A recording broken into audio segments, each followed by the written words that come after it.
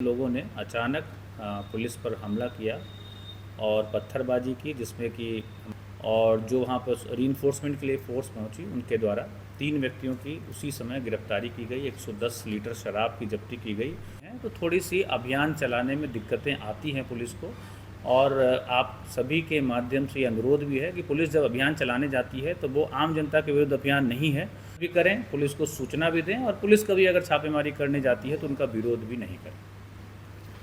किसमें सर ये संदिग्ध जिले में होना है, और चुनाव को प्रभावित करने वाले जो कारक हैं उसमें महत्वपूर्ण कारक शराब है, जिसके खिलाफ भागलपुर पुलिस के द्वारा लगातार कार्रवाई की जा रही है। और चुनाव की तिथियों की घोषणा के बाद लगभग 3500 लीटर शराब की जब्ती की गई है। और चेक पोस्ट भी, जो 8 चेक पोस्ट चल रहे हैं हमारे, वहाँ से भी लगभग 2000 लीटर के करीब शराब की जब्ती हुई है। और 6 और 7 तारीख की रात्रि में शराब के विरुद्ध एक महत्वपूर्ण सूचना बरारी थाना अध्यक्ष को प्राप्त हुई थी, जिसमें उन्होंने सीआईटी की टीम के साथ छापेमारी में वो निकले। और बरारी थाना क्षेत्र में एक हाउसिंग बोर्ड है, उसके पास में एक टोला है, वहीं पर यह सूचना थी, और उन्होंने छापेमारी करके 110 लीटर के करीब शराब और 3 व्यक्तियों को गिरफ्तार किया। और आसपास उस मोहल्ले के लोगों ने अचानक पुलिस पर हमला किया और पत्थरबाजी की, जिसमें कि हमारी जो सरकारी गाड़ी थी उसका शीशा एक टूटा, और हमारे 6 अफसर और कर्मीगण उसमें चोटिल हुए। चोटिल हुए, और उसके बाद वहाँ पर तुरंत फोर्स का मोबिलाइजेशन किया गया, और जो वहाँ पर रीइंफोर्समेंट के लिए फ़ोर्स पहुंची उनके द्वारा 3 व्यक्तियों की उसी समय गिरफ्तारी की गई। 110 लीटर शराब की जब्ती की गई, और लगभग 600 लीटर अर्ध निर्मित जो शराब होती है उसका विनष्टीकरण किया गया। शराब बनाने वाले बहुत सारे उपकरणों की भी बरामदगी सुनिश्चित की गई। और इस पूरे प्रकरण में जितने लोग सम्मिलित थे उनको चिन्हित किया गया, और 26 लोगों पर नेम्ड एफआईआर हुआ।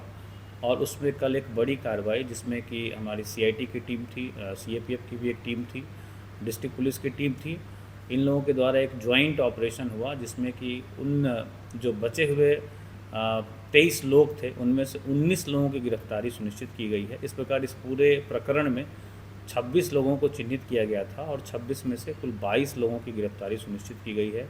और जो लंबित 4 लोग हैं उनके खिलाफ भी हमारी टीम लगी हुई है, और उनकी गिरफ्तारी भी यथाशीघ्र सुनिश्चित की जाएगी।